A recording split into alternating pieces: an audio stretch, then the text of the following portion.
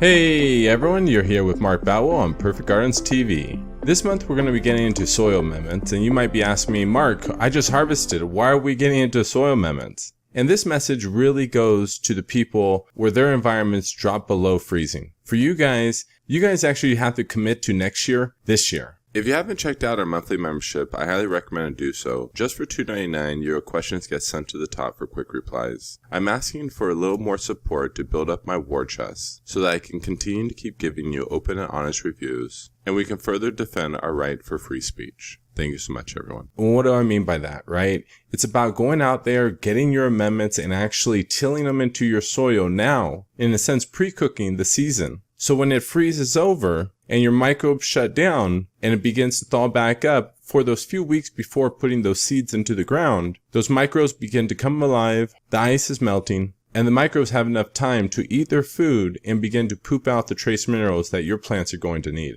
And normally that's anywhere from 2 to 3 weeks, minimum. So in this series, we're going to be getting into it with Dave Hansen, and he's actually built out an incredible Excel spreadsheet that's going to help you walk through the down-to-earth amendment line, as well as we have a special guest coming up that's going to be breaking down licensing regulations in Canada and more about the Gaia Green product line. In this video, though, let's go ahead and get into it with Dave. Hey, what's up, everybody? My name is Dave Hansen. As Mark stated, that I made a spreadsheet that's going to outline down-to-earth organic products. This was made in lieu communicating with our community, people that want to transition into the organic field, and it could be a little intimidating once we start seeing the products. Myself, I like to use Down to Earth. It's a very great product, a very consistent product, and my goal in making this spreadsheet was to put the information in front of the viewer. They can print it out, they can put it in a file, they can catalog it in a free hole punch, but the main thing is to have that information in front of them. Because when they're going to be transitioning into this organic world, it's important for me to inform the people to know what they're amending their soil with, whether it's in the beginning when they're just starting off their soil, or it's top dressing, or if they want to eventually get into teas, we should know the contents and how to apply it. So when these deficiencies potentially come up in our garden, we can look back at these notes and we can say, well, maybe I'm having a nitrogen deficiency. I've asked and consulted multiple people, and that's what we're feeling. What can I add? Well, we can look at this and break it down and see simple things like black guano and other variances of things that we can top dress or make teas with. So if Mark wants to pull that up, I can kind of show that. Sure, 100%. Hey, Dave, what part do you want to cover first on this Excel spreadsheet? So I'll just start from the beginning and how Down to Earth breaks out their products. So if you're just getting into organics, I highly recommend that you kind of follow the Down to Earth blended fertilizers. So let's look at let's say Vegetable Gardens 444. What they're doing is basically blending and providing you all their independent products in one. So if we look at the 444, you're going to see right next to the icon that we are going to see the NPK value and then any micronutrients as well that is associated with that product. So in this case, we have 4% nitrogen and 2.2% of that is water soluble. So basically meaning that when you mix it in water, that it's going to be a little bit more readily available than the insoluble. But we can look over to the right-hand side in the bold black, where we see that it's composed of fishbone meal, alfalfa meal, feather meal, langbeinite, basalt, potassium sulfate, dolomite, and kelp meal.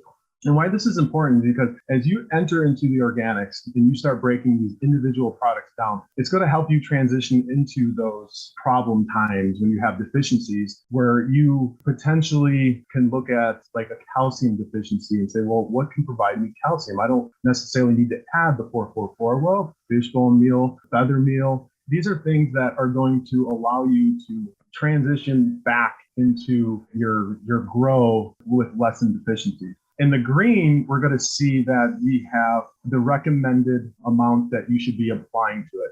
Now, in this case, I only put the directions for potted plants or container plants. So if you're amending your outside garden and or other variances other than your pots, then I highly recommend that you click the link, which every picture will bring up the website for that individual product. and then further your knowledge, because what I'm providing you is the outline of the product. And if we go into the product, we can go into guaranteed analysts, we can go to application rates, and even downloads. So if there's something that you're going to have forever in your repertoire, your army of nutrients, then you can download. And once again, add this to your folder, into your organization. So when problems do come up, or you're just trying to further your knowledge of these products, you can easily click the link and then transition into these web pages. You know, Dave, not to interrupt you, just to add a couple of things. I mean, I love your Excel spreadsheet because even the Down to Earth website, it is a little overwhelming. You know, it does. I come here all the time. I'm looking for stuff that I'm like, oh, the acid, what's that one? Acid mix, what's that one? What's the biofish? And I wish it was just there's more pictures and it kind of correlates with the fertilizer. And then I click on it. It takes time to kind of upload. Yeah, and then they have the video and so on. But then when I pull up your Excel spreadsheet, it's like exactly what you said. It has what I need to kind of make a decision because I see the fishbone meal, the alfalfa meal, and I'm like, okay, well, I think I might be missing some insect flask, you know, and it allows me to really quickly say, okay, I got my base. And because we're talking about, right, like you said, like amending the soil and creating a super soil or a top feed. If you're starting with this allows you to really quickly like pull your Excel sheet back. Let me, and then you can start to select the other amendments. And this is what I'm seeing, right? I drop down and I see these single amendment ingredients. Yep. So as you drop down, and Down to Earth did a really nice job.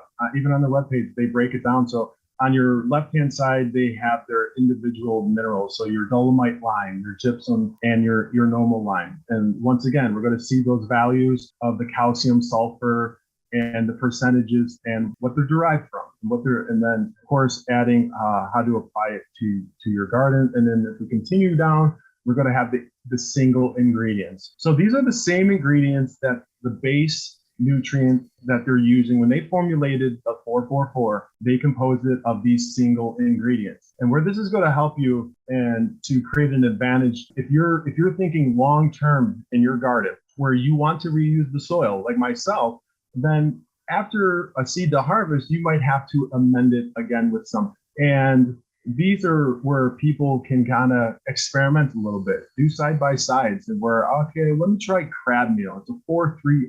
Okay, it derives from crab meal. So we have the nitrogen, we have phosphate, and we have, well, of course, a higher percentage of calcium. So one thing to also note is that depending on what ingredient that you're going to be picking is how fast is it going to potentially break down and become available for your plant. So things like oyster shells. I know from my experience, I hear a lot of people say, just go to a Tractor Supply store and buy some oyster shells. And it's true. I had chickens and I buy them, but those chunks were pretty big. And that calcium is not going to be available right off the bat. It's high calcium, it's 35%. But you have to remember, depending on your microbial life and what you've created in the upfront, how much work you put up front and how much your soil and your plants communicating to break these things down. I look at certain things in my eyes, like oyster shells, as a long-term benefit. So I'm using my soil over and over, and whether I'm adding a little fresh soil because I need more to fill my pots, I'm going to see pieces of oyster shells grow after grow. It's not going to just all of a sudden vanish. These are things that are going to break down. But where this comes into an advantage is because over time, you can amend these soils, and when transition into your new grow, and these are things that are still becoming available and are more readily available than when you just top dressed it. So things like oyster shells, if you're top dressing with oyster shells, probably not going to be that much. It's not going to be ready for, that grow, most likely. It makes complete sense what you're saying. Like if you can see it, it's not available to your plant. Yeah. You know what I mean? But as it deep goes down, it's going to create spacing in your humic layer. It's going to, the microbes would break up. And like you said, you put it in for not this season, but next season, and it makes a lot of sense. Actually, I really like that viewpoint. Yeah. And ultimately, when you're starting out, if you're a new organic grower, these are decisions. And that's why I recommended in the beginning to start with a blended. They do a great job. They have people that tested these products and then they combine them in certain percentages to give you ultimately the best results. And then when we go to the single ingredients, let's say I'm transitioning into flour and I might notice that maybe I have a slight magnesium deficiency. There's things like langbeinite that use. And if we break that down, it's really nice because it's the soluble potash. So remember we talked about soluble and insoluble. It's 22% soluble. So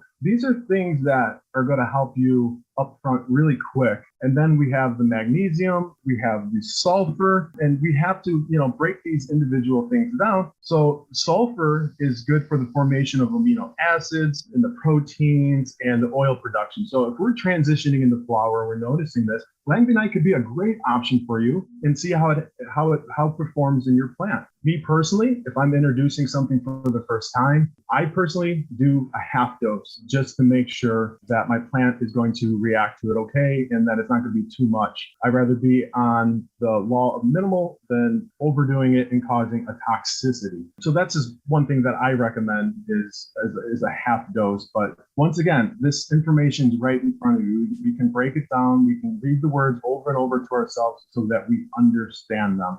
I am really looking forward to this, David. So just to look forward to what's going to be happening in the, it could be 2 videos, it could be 5 videos. This video is just going to be an introduction to this Excel spreadsheet that is actually only available for the members on the members side. Although what Dave is going to be doing is he's going to be coming here and we're going to be creating some content on each and every one of Down to Earth's products, just because I do have paid member clients and I do have to protect their intellectual property.